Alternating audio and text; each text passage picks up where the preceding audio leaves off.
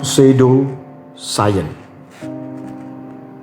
Orang yang bersih tangannya dan murni hatinya, yang tidak menyerahkan dirinya kepada penipuan dan yang tidak bersumpah palsu, dialah yang akan menerima berkat dari Tuhan dan keadilan dari Allah yang menyelamatkan dia. Mazmur 24 ayat 4 dan 5. Pseudoscience arti hurufiahnya sains palsu atau sains semu. Arti panjangnya adalah menghubungkan mitos dengan sains sehingga kelihatan ilmiah. Contoh, jika Anda pernah mendengar drama radio dengan judul Tutur Tinular, cerita ini walaupun fiktif namun karena dikaitkan dengan sejarah, maka ketika Anda mendengarkannya seperti sebuah kisah nyata. Sukses di drama radio lalu dijadikan drama berseri di televisi, terakhir di layar lebar. Ingat juga dengan cerita film yang berjudul The Da Vinci Code. Diawali dari novel fiktif karangan Dan Brown yang laris manis, novel ini bercerita tentang adanya keturunan dari Yesus yang menikah dengan Maria Magdalena. Film ini dianggap sebagai fakta terselubung karena disajikan dengan mengkaitkan dengan sejarah. Tentu saja bagi yang tidak percaya Yesus adalah Mesias, atau para ateis yang berpikir ilmiah termakan oleh cerita fiktif yang diilmiahkan ini. Padahal semua itu adalah pseudoscience, ilmiah yang palsu atau sains palsu. Contoh lagi, pernahkah Anda mendengar kata astrologi? Apa bedanya dengan astronomi? Astrologi sudah dikenal lama sejak ada peradaban manusia. Astrologi mempelajari rasi perbintangan, dihubungkan dengan sifat manusia atau alam.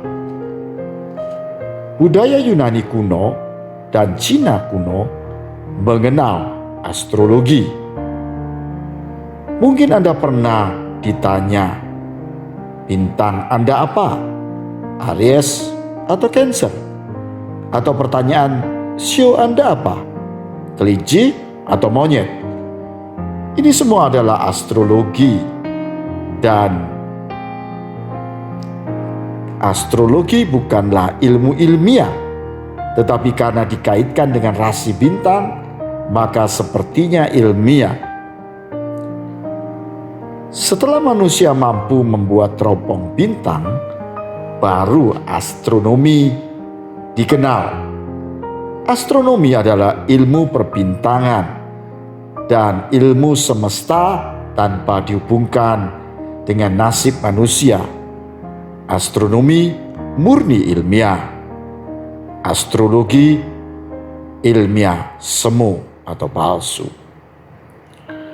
Saat ini fenomena hoax sangat efektif karena menyajikan pseudoscience.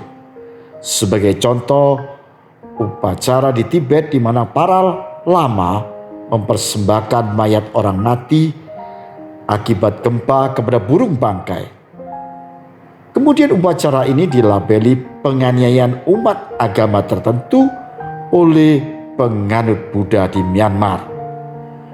Siapapun yang melihat foto tanpa dengan cermat dan cek dan recheck akan termakan oleh berita hoax ini. Media sosial yang tanpa batas adalah sarana penyebar hoax. Kita seharusnya kritis menyikapi berita yang terlalu tendensius, supaya tidak menjadi murka gara-gara berita yang sepertinya masuk akal, tetapi sebenarnya palsu. Siapapun yang tidak cerdas dan tidak memakai pertimbangan nurani akan gampang termakan hoax, apalagi jika hati telah dipenuhi dengan kebencian. Lawan hoax dengan cek recheck dan berpikir cerdas, bernalar pintar. Anda berhak meragukan semua informasi yang sepertinya benar sekalipun. Ini yang disebut berpikir. Tanpa meragukan semua informasi, Anda belum berpikir. Bukankah manusia diciptakan untuk bisa berpikir secara jernih? Segala usaha kebaikan yang ditempuh dengan penipuan pada dasarnya adalah kejahatan. Anda setuju? Agama yang memakai informasi hoax, pelintiran, tipuan, pseudoscience untuk menyiarkannya adalah murni tidak rohani, alias agama bernilai palsu.